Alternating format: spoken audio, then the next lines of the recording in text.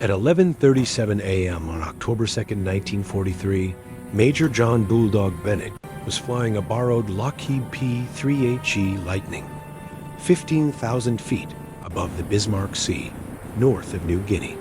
The air was thick with the scent of ozone and high-octane fuel, and the dual Allison engines of his fighter were screaming a discordant duet that Major Bennett could barely hear over the pounding in his chest.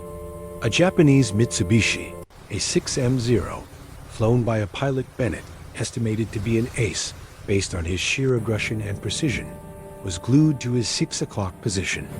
The enemy guns were silent now, but only because the Zero pilot was calculating the final inevitable move. They were locked in a vertical scissors maneuver, trying to bleed Bennett's speed. Bennett knew the doctrine, memorized since flight school. The P-38 is fast. Use speed to hit and run. Never, under any circumstances, get into a sustained, low-speed turning fight with a Zero. Yet, here he was. The Zero was tighter, lighter, and could outturn the heavy American Interceptor 3 times over. Every rivet on the Lightning groaned in protest as Bennett hauled back on the yoke, trying to shed altitude and energy while maintaining distance. The standard procedure now was to use the P-38's blistering speed to dive out of danger. But Bennett wasn't flying a standard plane, and he wasn't a standard pilot. He glanced quickly at the small, almost invisible piece of hardware, crudely bolted just below his instrument panel, a modified locking pin connected to a heavy-gauge steel wire leading back toward the control surfaces. It was a contraption his ground crew affectionately called the wrench, and it was strictly illegal. It was a guaranteed court-martial if any standard USAF inspector ever saw it. Designed to bypass the mechanical limits, Lockheed had engineered into the control surfaces to prevent wing separation under extreme stress.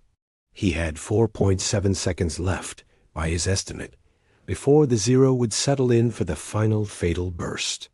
Bennett swallowed the metallic taste of adrenaline. He didn't dive. He did the exact opposite of everything he had been trained to do. He pulled the wrench's bypass pin, disconnecting the restriction on his aileron controls, and forced the stick hard into his right knee. The P-38, named the wrench, after its unique modification, bit into the air.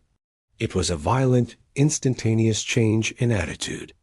The plane jerked, exceeding its intended G-load rating by a factor of 2, and for a terrifying half-second, Bennett felt the familiar sickening flex of the wings as they strained against the sheer force of the turn. The maneuver was impossible. It should have led to an immediate high-speed stall or structural failure. But it didn't. The Zero pilot, expecting the slow, predictable arc of the heavy Lightning, overshot wildly. Major Bennett had just performed a turn that no P-38 in the South Pacific Command should have been capable of. The Japanese fighter flashed across Bennett's canopy, exposed and vulnerable. This impossible maneuver was the signature of the 39th Fighter Squadron, Special Detachment, the self-proclaimed Scrap Metal Brigade. The 39th was not born of elite academy graduates or spotless disciplinary records. They were an amalgamation of pilots and mechanics who specialized in high-risk, unapproved field modifications, often recruited from the ranks of disciplinary defaulters. Bennett himself had been nearly booted from the service twice for unauthorized engineering experimentation on training aircraft. The brass saw them as dangerous cowboys. Their commanding officer, Colonel Elias Vance, saw them as the only men capable of solving the unique, deadly disparity between American machine specifications and Japanese field realities. In the early phases of the Pacific War, the Zero was the undisputed master of the turning fight. The standard P-38, despite its twin-engine power and heavy armament, lacked the agility needed in the swirling dogfights over the islands. Losses mounted. The doctrine speed was solid, but pilots often found themselves sucked into turning contests where speed was irrelevant, and the plane's own structural limitations became the enemy. The engineers at the 39th decided the only way to survive was to redesign the P-38 on the fly, pushing it past the factory limits. They focused on control response, especially at the critical moment of entry into a tight turn. They discovered that by installing a temporary mechanical override, a stupid wire trick, they could cheat the control dampening system, giving the pilot a crucial momentary burst of enhanced aileron response. It was suicide engineering. If the pilot held the turn for even a second too long, the wing spar would fail catastrophically. They weren't just flying planes. They were flying meticulously calculated, razor-thin margins of structural failure. Back in the cockpit, 15,000 feet over the Bismarck Sea, Major Bennett ignored the high-pitched whine of stressed metal. He had leveraged the one advantage the illegal modification gave him. He was now positioned perfectly, high and inside the turn of the stunned Zero. His hand instinctively flew to the control wheel, centering the stick. The Zero, caught flat-footed by the impossible geometry of the American turn, was desperately trying to re-engage. But Bulldog, Bennett, had already won the position. Now came the final price of the modification, the moment where the improvisation had to deliver victory or collapse. Bennett settled the Zero into his crosshairs. The roar of the engines intensified, transforming from a sound of flight to the deep guttural sound of raw, unleashed violence. The Zero filled the optical ring sight for less than a full second. It was enough. Major Bennett thumbed the firing button. The nose of the P-38 erupted in a cacophony of synchronized ordnance. The deep, throaty thump-thump-thump of the 20mm Hispano cannon mingling with the furious high-velocity stitching of the four 50-caliber machine guns. Tracers arced forward, a bright, lethal stream aimed at the Zero's vulnerable midsection. At 11:38 a.m., the impact was immediate and spectacular. The Zero's thin aluminum skin was shredded. A plume of white smoke erupted, followed instantly by the deep orange bloom of exploding fuel tanks. The Japanese fighter, having lost its pilot and its structural integrity in the same instant, tumbled out of the sky like a burning leaf, beginning its 15,000-foot plunge into the churning waters of the Bismarck Sea. Bennett immediately pushed the nose over and dived, regaining the speed that the tight, life-saving turn had cost him. He pulled back on the throttle, regulating the Allison engines, now running dangerously hot. The tension bled out of his arms, replaced by a deep, bone-weary exhaustion and the persistent ache of the G-force slamming his body. More critically, he listened. The P-38 was singing the song of metal fatigue. The violent, unauthorized turn had bought him his life, but it had strained the airframe to the absolute breaking point. The sound was faint, a high-frequency, insistent creak that seemed to originate from the joint connecting the main spar to the right-wing root. He had performed the impossible turn successfully, but the clock was ticking on his return journey.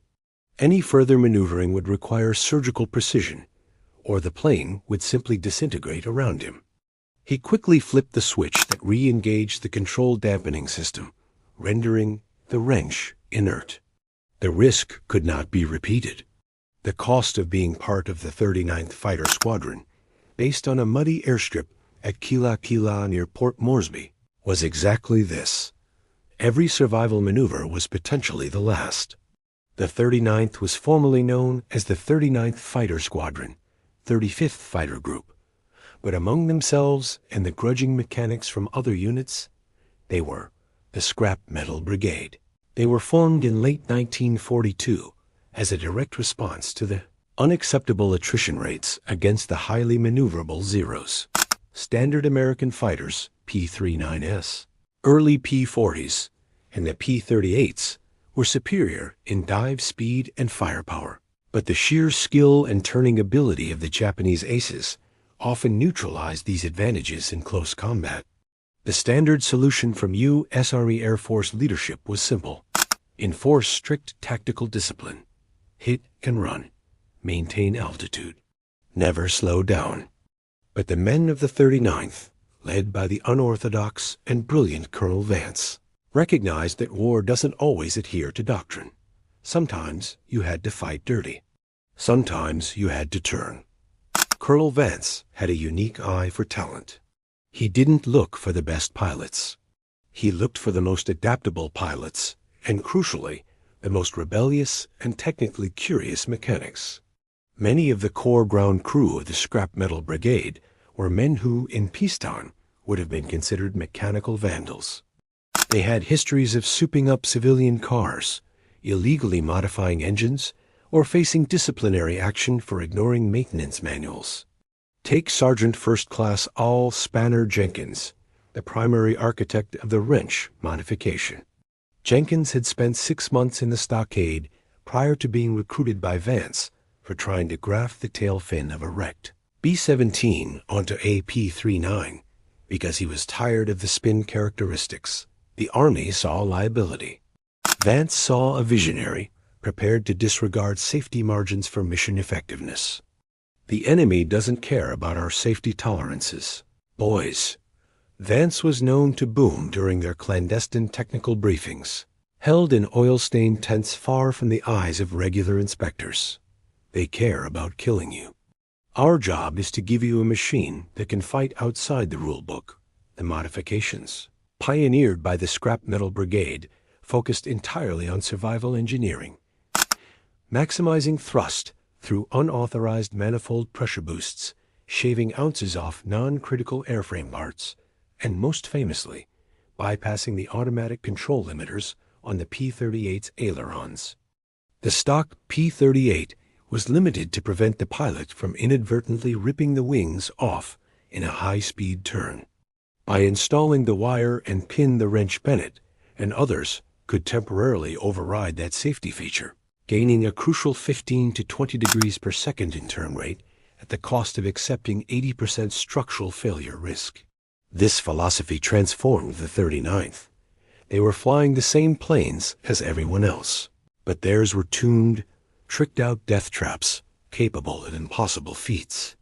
They were outliers, technical rebels thriving in a theater of operations where standard equipment was often found wanting. Now, gliding south toward Kila Kila at 15,000 feet, Major Bennett nursed his damaged Lightning. The dogfight had lasted exactly 5 minutes, 3 of which were spent circling toward the point of no return. He had defeated an ace, not through superior speed, but through superior, albeit dangerous engineering. But the fight was far from over. His reconnaissance mission was still incomplete, and beneath him, 300 miles southeast of his current position, lay a critical Japanese airstrip bristling with A defenses. And the P-38's right wing was getting louder. Bennett checked his watch. 11:51 a.m. The engagement with the Zero Ace had cost him time, fuel, and potentially his aircraft. His mission, codenamed Pincer Edge, was simple but crucial. Locate and photograph the newly established Japanese forward airstrip rumored to be operational near Cape Gloucester, New Britain. This strip, if confirmed, would severely complicate Allied amphibious landings planned for the coming months. He leveled off the P-38 at 18,000 feet, where the air was thinner and the lift requirements were less demanding on the stressed wing. The high-pitched creak had settled into a rhythmic, worrying tick-tick-tick, synchronized with the light buffeting of the turbulent air. Bennett performed a quick, critical diagnostic check. Fuel balance. Good. Enough to reach the target and return to Kila Kila with a reserve of 30 minutes, provided he maintained optimal cruise speed. Engine tone, high, but stabilizing. The Allisons were thirsty, but resilient. Ordnance. Nearly half the 20mm cannon rounds expended, but enough for a quick defensive burst if needed. Structural integrity. Unknown. He leaned slightly to his right, craning his neck to peer through the canopy at the junction of the starboard wing. He couldn't see the exact damage point, which was internal to the wing root fairing, but he could observe the trailing edge. A slight, almost imperceptible twist was visible in the flap alignment. The turn had torqued the airframe. The P-38 was now fundamentally misaligned. This meant increased drag on the right side, forcing the engines to work harder to maintain a straight course, further complicating the fuel calculation. He adjusted his course 5 degrees to the port, compensating for the persistent pull to the right. The mission demanded a drop to 5,000 feet for optimal photographic clarity, followed by a high-speed transit directly over the target area. This approach was deeply risky. Japanese ground defenses in this sector, particularly the heavy 88mm and 40mm anti-aircraft batteries, were notoriously accurate, and low altitude gave Bennett no margin for error or recovery. At 12:15 p.m., he crossed the northern coast of New Britain. The geography below transformed from open sea to dense, impenetrable jungle canopy, a green hell broken only by the sharp volcanic peaks. This was the territory where air superiority meant absolute life or death. Bennett started his descent, throttling back slightly to manage the speed increase.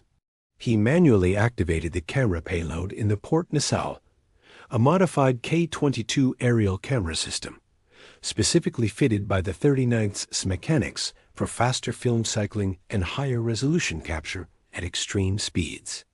As he descended through 8,000 feet, the jungle floor rushed closer. The light quality changed, becoming dimmer, humid, and intensely focused on the task ahead. The tick-tick-tick from the wing became a constant companion, now slightly amplified by the denser atmosphere. At 5,500 feet, he spotted it, a scar in the endless green, the freshly bulldozed earth of a runway, approximately 4,500 feet long.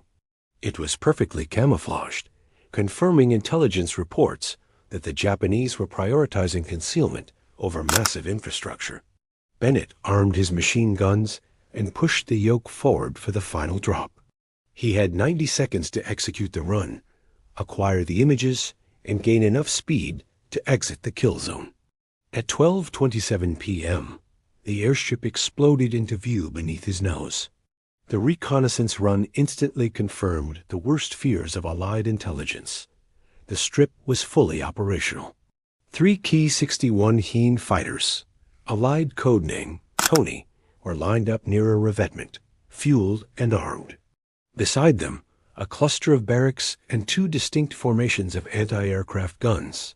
Before Bennett could confirm the camera indicators were cycling, the world around him detonated.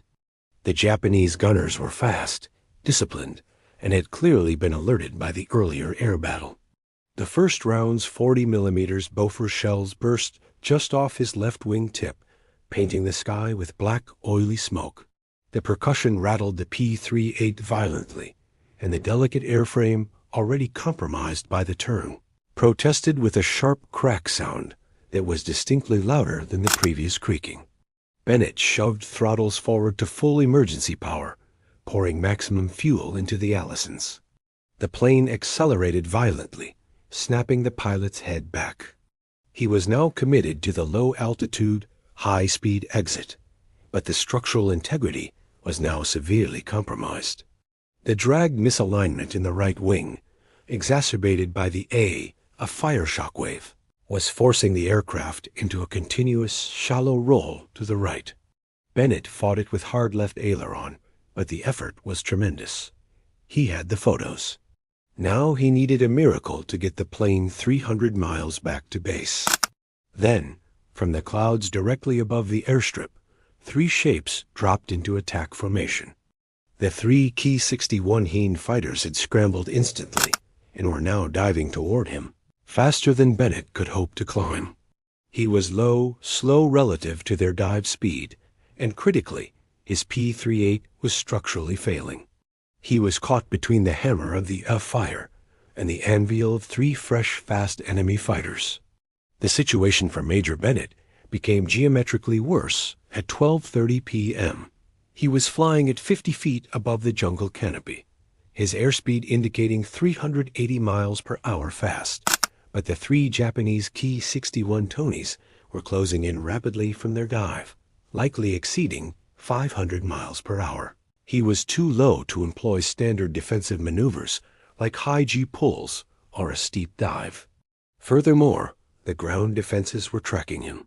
Shells continued to blossom behind his tail, and a constant shuddering was threatening to finish the airframe damage started by wrench. Bennett's brain processed the impossible tactical dilemma with detached clarity, trained by months of flying customized death traps. Option 1. Climb and fight. Suicide. The stressed P-38 would tear itself apart under high G loads, and the Tonys, fresh from altitude, would have a significant energy advantage in a vertical maneuver. Option 2. Dive to the deck and run. Best chance for evasion, but the constant turns required to dodge terrain features would amplify the strain on the failing right-wing structure. He chose option 2, leaning heavily on the speed of the P-38. He pushed the nose down further, skimming the very tops of the coconut palms. The speed surged to 400 miles per hour. The low altitude meant the Tonys would struggle to lock onto him without risking a fatal ground collision. They would have to rely on their speed and superior visibility to intercept. The lead Tony, flown with cold precision, opened fire. The 20mm cannons spat shells that stitched a line of splintered wood and dirt 100 feet behind Bennett's tail. Too close. Bennett knew he couldn't outrun 3 determined, fresh fighters for long, especially with a compromised aircraft. He had to neutralize the threat, and he had to do it now. He suddenly spotted his chance. A narrow, deep ravine, about 40 feet wide, slicing through the dense jungle floor ahead. It was a natural drainage ditch, winding like a serpentine scar for nearly a mile before emptying into the sea. This was less a maneuver and more a desperate gamble on geography and pilot fear. At 12:32 p.m., Major Bennett banked violently, a sickening, grinding maneuver that should have been physically impossible in the damaged P-38. He pulled the yoke hard left, compensating for the right-hand roll tendency caused by the wing twist, and dropped the Lightning into the ravine. The aircraft disappeared from the sight of the Tonys above.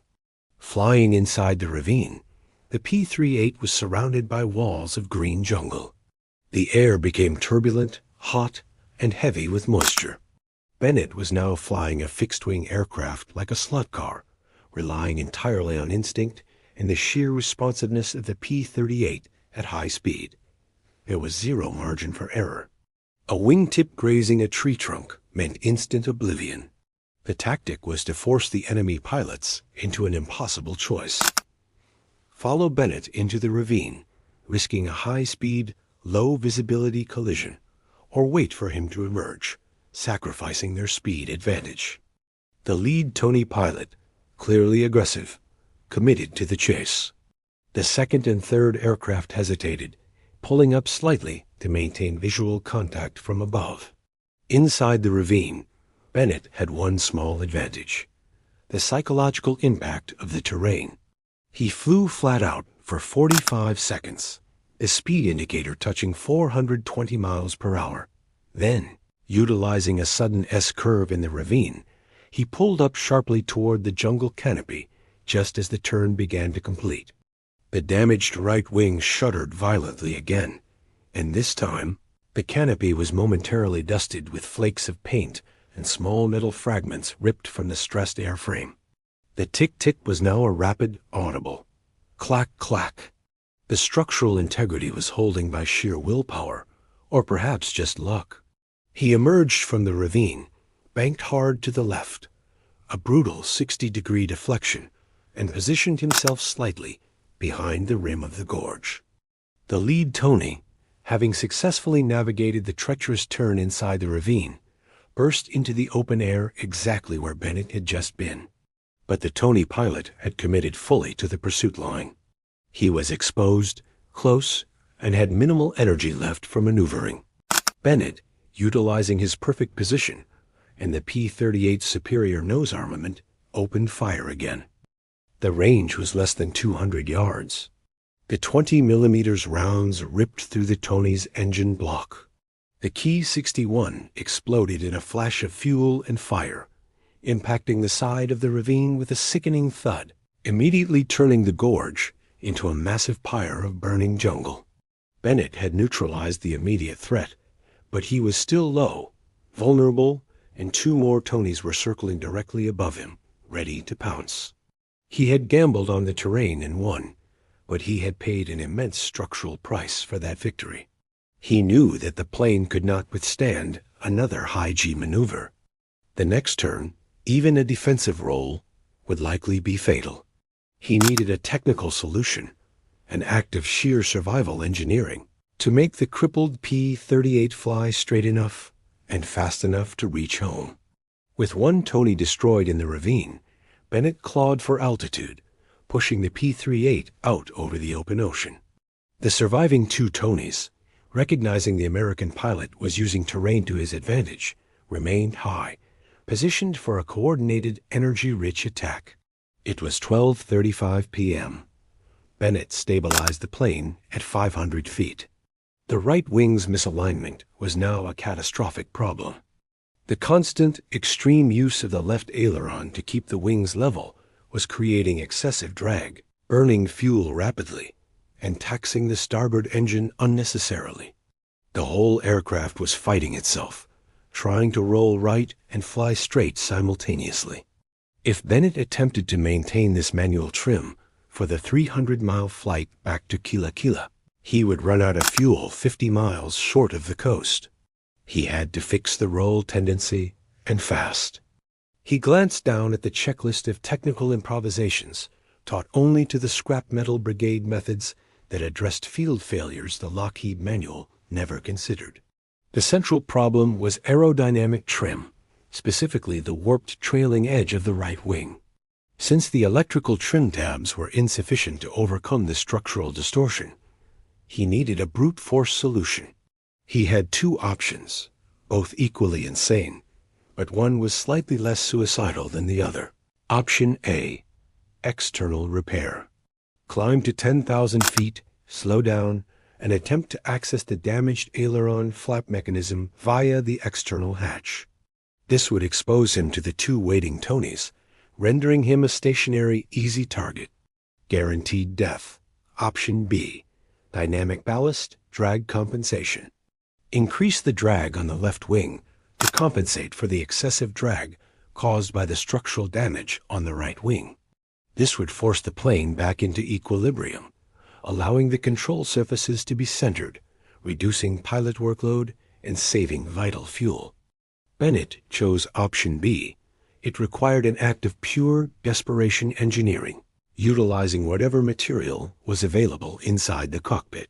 He assessed his supplies: an emergency parachute rig, a heavy maintenance wrench, a non-standard edition carried by all 39th pilots, and a spool of heavy-duty copper signaling wire used for inter-cockpit communication repair. The plan was horrific. He had to deploy the left dive brake, the flat metal plate designed to slow the plane during steep descents, and lock it slightly ajar using the copper wire and the maintenance wrench.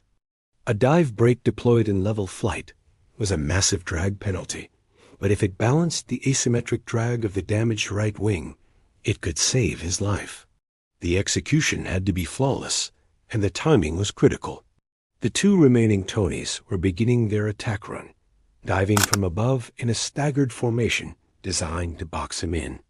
"This is it, Vance," Bennett muttered to himself, gripping the yoke with one hand while the other rummaged for the wire spool. At 12:37 p.m., the first Tony opened fire, its shells splashing into the water 100 yards ahead of the P-38. Bennett slammed the throttle forward one final time, forcing the Lightning to its maximum, temporary speed of 435 miles per hour. He needed to create distance for the 30 seconds required to perform the modification. He reached down and deployed the left dive brake handle. The wing shuddered fiercely as the brake deployed fully. The plane immediately snapped violently to the left, exactly as expected, throwing Bennett against his restraint harness. He fought the resulting yaw with the rudder pedals, forcing the plane straight. The turbulence made the cockpit a violent place to work. Using his teeth and one hand, He tore off a 5-foot section of the heavy copper signaling wire. He threaded it through the exposed mechanical linkage of the dive brake control lever, pulling it tight. The wrench, a standard 12-inch U.S. Army issue adjustable steel wrench, weighing 2.5 pounds, was the anchor. Bennett jammed the wrench, handle first, against the linkage point he had just wrapped with wire, using the heavy tool as a rigid spacer to keep the dive brake deployed exactly 1 inch from its resting position. He then rapidly cinched the copper wire around the wrench handle and the linkage, creating a crude, non-adjustable trim mechanism. The entire process took 28 seconds. When he finally released the flight controls, the miracle occurred. The P-38, now dragging a deliberately misaligned dive brake on the left to counter the structurally twisted right wing, snapped back to a perfectly level, balanced flight attitude.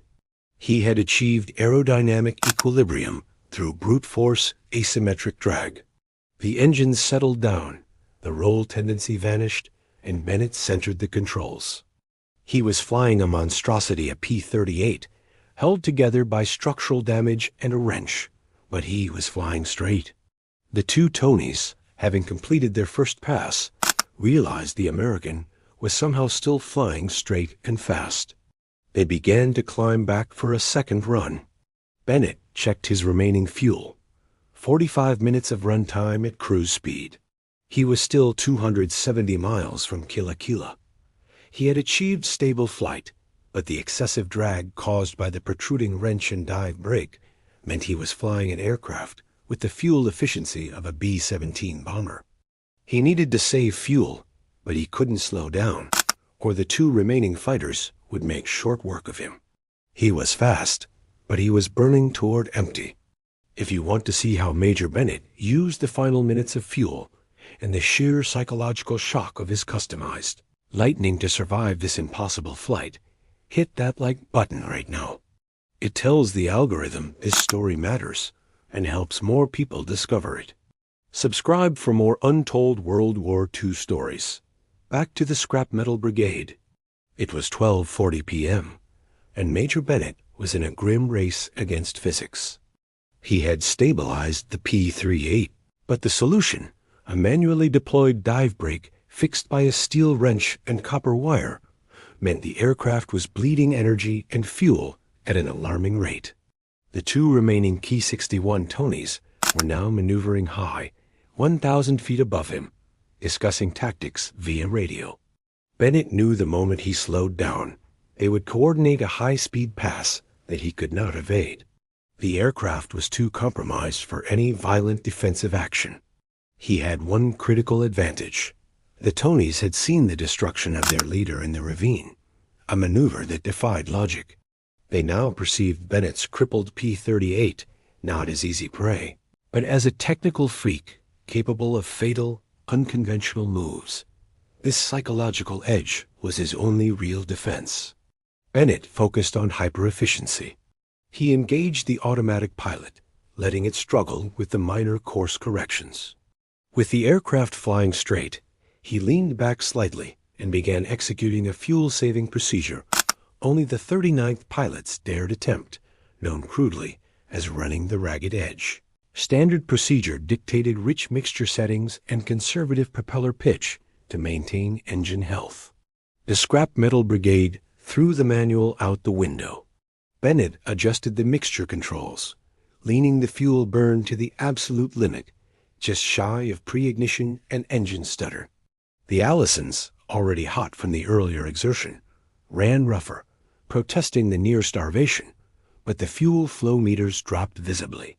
He simultaneously adjusted the constant speed propellers to a fine pitch. This was designed to maximize speed at the expense of engine longevity and torque. It forced the engines to spin faster, but made them more efficient in their current, high-speed, low-altitude transit. He calculated the new fuel projection, 30 minutes of flying time remaining at a steady 380 miles per hour. He was still 250 miles out. This was a deficit of 15 minutes of flight time, or approximately 90 miles. He needed a tailwind, a miracle, or a very long stretch of coastline to ditch near. The two Tonys above began their coordinated attack. They split into a staggered formation, one descending to attack from the port stern, the other staying high to cover the eventual turn. Bennett saw the attack developing with agonizing clarity.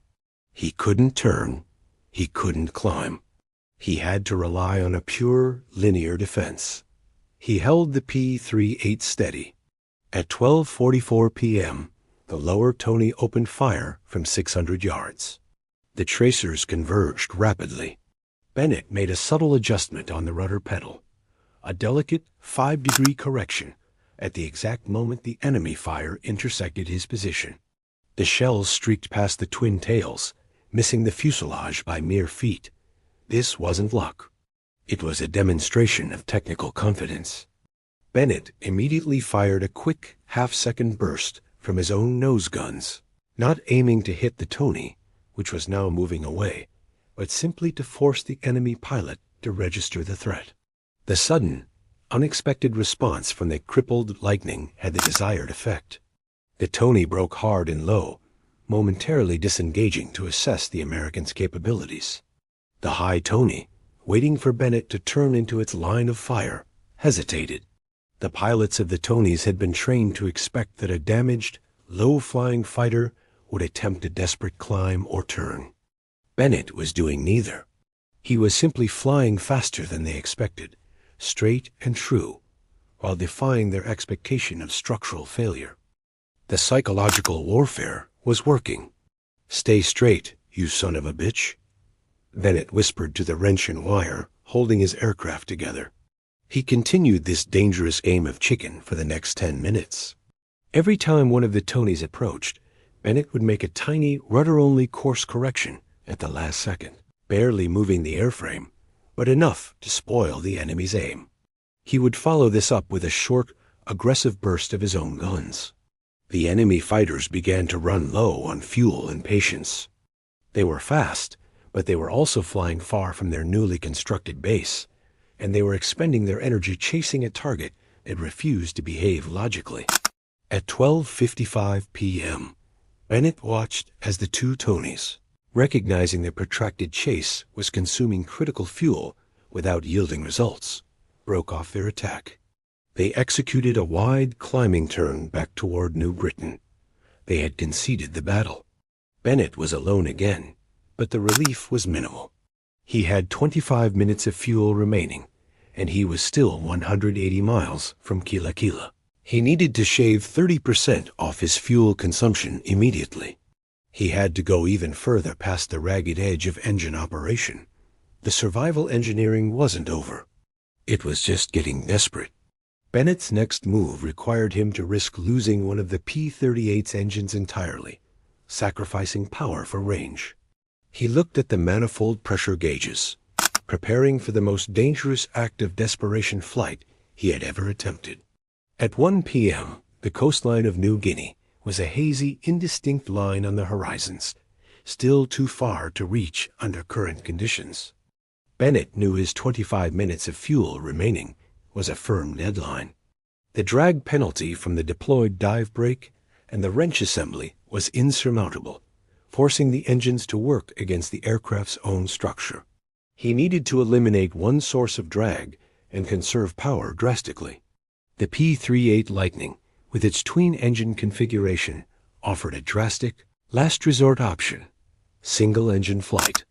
By shutting down one engine and feathering its propeller, turning the blades edge-on to the airstream to minimize drag, he could significantly reduce the overall fuel consumption, relying on the remaining engine to maintain altitude and speed. However, the P-38 was designed for speed, not low-speed efficiency. Feathering an engine meant instantly losing 50% of his power and drastically increasing the torque. Load on the working engine. Crucially, the aircraft was already flying with a deliberately induced asymmetry, the wrench dive brake configuration. Shutting down one engine would introduce a third chaotic asymmetry, almost certainly plunging the aircraft into a non-recoverable spin at low altitude. The margin for error was non-existent. Bennett decided to sacrifice the right engine. It was the least efficient choice, dynamically shutting down the engine on the side with the compromised wing would exacerbate the structural stress, but the engine itself had been running slightly hotter, increasing the risk of mechanical failure first. He initiated the procedure rapidly. 1. Fuel cutoff. Bennett reached up and closed the fuel cock for the right engine, starving the Allison of high-octane aviation gas. 2. Ignition off. He flicked the magnetos off. 3. Feathering. He pulled the propeller pitch lever fully back. The effect was instantaneous and terrifying. The starboard engine coughed, sputtered, and died with a final violent shudder. The right propeller, instead of smoothly feathering its blades into the airflow, began to windmill uncontrollably due to a momentary hydraulic glitch. The unfeathered, dead propeller became a massive source of drag, violently pulling the nose of the P-38 to the right, exactly where the structural weakness was located. Bennett wrestled the controls. The left engine roared to maximum power, desperately trying to compensate for the sudden, immense asymmetric drag. The P-38 plunged 50 feet toward the sea before Bennett regained tenuous control. The clack, clack, clack from the damaged right wing became a continuous high-speed chatter, sounding less like stressed metal and more like a warning drumbeat. "Come on, you pig," Bennett grunted, focusing entirely on the feathering pump. He needed to manually override the hydraulic failure. He cycled the feathering pump switch twice, forcing maximum pressure into the propeller hub. Finally, at 1:03 p.m., the right propeller blades slid into their feathered position, ceasing their windmilling. The massive asymmetric drag vanished, replaced by a manageable torque load on the left engine. The P-38 settled into an uneasy single-engine cruise. The airframe felt lighter, quieter, but slower. Speed dropped to 280 miles per hour. Bennett checked the fuel flow. Success. The rate had plummeted, projecting a flight time of 45 minutes on the remaining supply. He had bought himself 20 precious minutes, and critically, enough range to reach Kalakila. However, the slower speed reintroduced a new threat: patrol aircraft. At 380 miles per hour, he was fleeting. At 280 miles per hour, he was an exposed target, vulnerable to interception. His position was now 160 miles southeast of Kilakila. He had stabilized the aircraft, but his speed had been sacrificed for range. Bennett knew the Japanese maintained a network of floating reconnaissance patrol submarines and small surface vessels that could vector fighters from Rabaul if spotted. He had to maintain radio silence and avoid detection. He pushed the left engine to its absolute operational limit, trying to claw back some speed while maintaining the lean fuel mixture. The oil temperature gauge of the working engine began to climb toward the red line.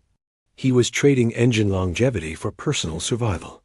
Just as the sun began its slight descent toward the west, throwing long shadows across the sea, Bennett saw a flicker on the horizon, a smudge of gray and green that resolved itself into a small, armed Japanese patrol boat cruising directly across his flight path, 80 miles from the safety of the New Guinea coast. The boat was equipped with basic radar and heavy machine guns. If they spotted the slow, single-engine P-38, they would broadcast his position instantly. He could not afford to deviate from his straight, fuel-saving course.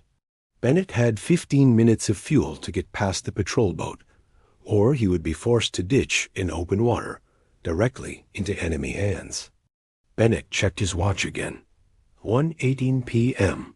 He was 12 miles from the enemy patrol boat, designated as a Japanese Daihatsu landing craft, converted into an armed coastal reconnaissance vessel. The boat was low in the water, heavily camouflaged, and maintaining a slow, deliberate pace. He estimated his current altitude at 400 feet. If he flew higher, the visual acquisition range of the boat's crew would increase drastically. If he flew lower, the risk of misjudging the water and ditching was too high, especially with only one engine spooling. The dilemma was agonizing: deviation or confrontation. If he deviated, even by 10 degrees, the added distance would cost him the last margin of his fuel reserves. If he attempted to pass directly over the vessel, the noise of the single Allison engine at maximum power would ensure detection and open fire. Bennett chose the riskiest, yet most psychologically sound, approach. Use the P-38's distinct, twin-boomed silhouette and his aggressive approach angle to induce confusion and fear. He would fly directly at the boat, but at the absolute lowest altitude he dared, minimizing their reaction time. He dropped the nose slightly, letting the P-38 accelerate toward 290 miles per hour. The engine howled in protest, the oil temperature needle creeping past the red line. He was pushing the single Allison far beyond its sustainable limit, knowing he needed this brief burst of speed. At 1:20 p.m., the patrol boat came into clear view. He could see the flash of sunlight reflecting off the helmet of the lookout, positioned at the stern. He had been spotted. The moment the lookout turned his head, Bennett engaged his 4.50 caliber machine guns. He fired a 2-second burst, not aiming at the boat, but at the water 500 yards in front of the vessel. The effect was immediate. The massive splash created by the high-velocity machine gun fire, coupled with the sight of the aggressive single-engine aircraft bearing down on them, triggered an immediate defensive response. The Japanese crew likely assumed the heavily armed Lightning was on an attack run, possibly leading a larger force. They did not know the plane was minutes from running out of fuel and structurally unsound. They only saw the wrench, a monster capable of impossible maneuvers, now screaming toward them. The crew on the Daihatsu immediately began frantic evasive maneuvers, turning the boat sharply into the waves to present a smaller profile. They opened up with small arms fire, tracers weakly bouncing off the water, but they failed to bring their heavy machine guns to bear in time. Bennett did not press the attack. He flew directly over the boat's mast at less than 100 feet, the shadow of the P-38 briefly engulfing the vessel. The crew ducked for cover, focusing on survival rather than radioing an enemy position report. He was past the threat. The bluff had worked. Now Bennett had to pay the price for the high-speed burst. The engine temperature was critical, and the fuel warning light was flickering ominously. He throttled back, nursing the remaining power, and the speed dropped rapidly to 260 miles per hour, the minimum speed required to maintain stable flight with the wrench-induced drag. He had bought himself 10 miles of clear airspace, but he was now in the final desperate glide toward the coast. He reached for the oxygen mask, his head swimming from the exhaust fumes and the immense psychological load of the mission. He spoke into the mask, breaking radio silence for the first time since takeoff. Hoping against hope, he was close enough for Killa Killa Tower to hear him. Killa Killa Tower, this is Bulldog 2-6. Returning from Pincer Edge. Request immediate emergency landing vector. One engine feathered, airframe compromised. Current fuel critical. Over. The radio crackled with static, then a clear, calm voice came through, thick with a deep Australian accent. 2-6, Kilo Kella. We read you weak but clear. We've been sweating bullets, Major. You are 70 miles southeast of Killa Killa. Current bearing 340 degrees. What is your estimated flight time remaining? Bennett glanced at the gauge, which was resting dangerously close to empty. Killa Killa, negative estimate on time. I have reached the absolute structural and mechanical limit. I am running on fumes and a prayer. Get the crash trucks ready. I will be light and fast on approach. Over. He had 70 miles to cover on what he estimated was 4 minutes of full power remaining, followed by an agonizing 66-mile glide. The difference between 70 miles and 66 miles was the difference between landing on the runway and ditching 4 miles offshore. He needed every inch of efficiency he could muster. He decided on one final, extreme act of survival engineering, a maneuver born from the desperation of the 39th TH's hangar floor philosophy. He had to shed the drag of the one thing currently keeping him balanced, the wrench.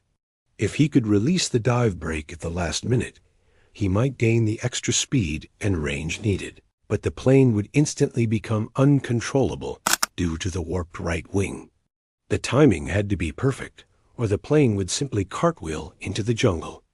At 1:35 p.m., Major Bennett spotted the familiar silhouette of the New Guinea coast, confirming his navigational fixes. Kila Kila's runway was now visible, a thin strip of brown dirt framed by palm trees, 15 miles dead ahead. He was flying at 240 miles per hour, using the bare minimum of power to sustain lift. The fuel gauge was buried firmly on empty, and the port engine was vibrating violently, coughing sporadically as it sucked the last vaporized fuel from the tanks. He was 15 miles out, requiring approximately 3.7 minutes of flight time at this speed. He knew the engine would not hold out. Kila Kila, I'm commencing final approach. Prepare for glide. Stand by for impact. Roger 26. We see you. You look. Rough, Major. You're clear to land. Wind is 5 knots, straight down the runway. Good luck. Bennett reached up and closed the throttle lever, cutting fuel to the remaining engine. Silence descended, broken only by the whistling of the wind over the canopy and the rhythmic, ominous clacking of the damaged right wing.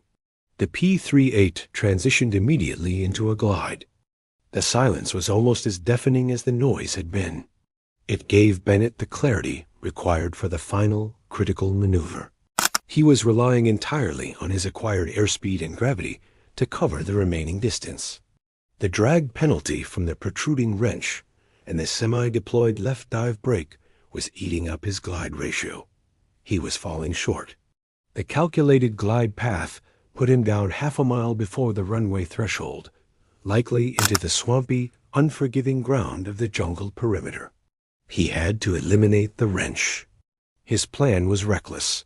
He needed to cut the copper wire holding the wrench in place at the linkage point, allowing the dive brake to slam shut. This would eliminate the balancing drag on the left wing, but it would simultaneously activate the massive right-hand roll tendency caused by the structurally warped right wing. Bennett would have less than 3 seconds to correct the violent roll before the plane entered a spin too low to recover from. He pulled the wire cutters from his survival vest. At 1:38 p.m., at 300 feet above the ground, 2 miles from the runway, Bennett secured the yoke between his knees and, leaning forward, snapped the wire with a metallic ping. The wrench clattered onto the floor of the cockpit, and the dive brake assembly immediately retracted. The P-38 reacted like a startled animal. Instantaneously, the elimination of the balancing drag caused the plane to snap violently into a roll to the right, plunging its nose toward the dirt.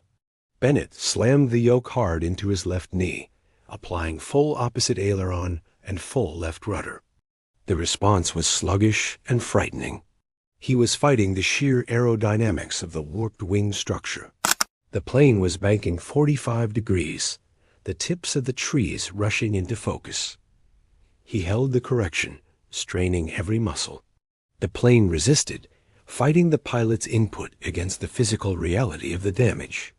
The angle of the bank started to decrease 40 degrees, 35 degrees. Bennett was using brute force and pure momentum to overcome the damage. He leveled the wings finally at 200 feet, precisely 30 seconds after cutting the wire. The shedding of the drag increased his speed by 20 miles per hour, converting the drag penalty into vital momentum. The new, improved glide path placed the P-38 perfectly for the runway. He was flying straight, but the continuous high-input effort required to keep the wings level meant the plane was barely controllable. He deployed the landing gear. The hydraulic pressure was low, and the gear doors groaned open, extending slowly. He was now 50 feet over the threshold of the runway. He held the maximum left aileron correction, forcing the battered plane toward the center line. He felt the wheels touch the dirt, a gentle three-point landing that was miraculous given the state of the airframe. The P-38 rolled for 2,000 feet, slowing rapidly. Just as it came to a halt, the engine nacelles tipped forward, and the last drops of oil and fluid dripped onto the dry runway. Silence. Complete, absolute silence. Ground crew rushed the aircraft, jeeps skidding to a halt. As Major Bennett slumped forward, utterly spent, he could hear the sound of the emergency crews cheering. He had done the impossible. He had flown a structurally compromised P-38 300 miles, survived an engagement with 4 Japanese fighters, and landed safely, all thanks to the stupid wire trick and the steel wrench still sitting on his cockpit floor. The first mechanic to reach the cockpit, Sergeant Jenkins, the architect of the wrench, climbed up the fuselage, examining the crumpled wing and the feathered propeller. He stared at the pilot, then down at the wrench lying next to the control column. "Major," Jenkins said, his voice thick with disbelief and awe. "You brought her home. How bad is she?" Bennett simply lifted his head, pointed at the cockpit floor, and managed a weak smile. "Al, you might want to retrieve your wrench. I think the P-38 is going to need it." Major John Bulldog Bennett was helped from the cockpit at 1:45 p.m. His operational summary provided the necessary photographic evidence. That led to the immediate bombing of the Cape Gloucester airstrip, severely disrupting Japanese operations in the region and saving countless Allied lives during the subsequent landings. The P-38, the wrench, was immediately declared a total loss. Inspection revealed that the spar connection on the right wing had suffered stress, fractures across 60% of its surface area during the impossible turn and subsequent exposure to a fire. The aircraft had been flying the last 300 miles held together by momentum, crude trim, and a prayer. The engineering improvisation, the wire and the wrench, was both the instrument of near destruction and the key to survival.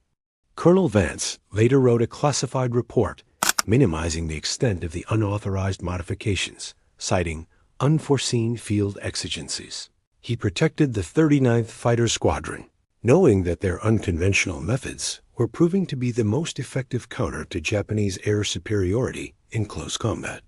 The wrench modification was quietly improved and adopted by other desperate units in the South Pacific, always remaining off the official maintenance charts. The men of the 39th Fighter Squadron, the Scrap Metal Brigade, continued to fly their customized, high-risk aircraft, pushing the limits of survival engineering for the duration of the war.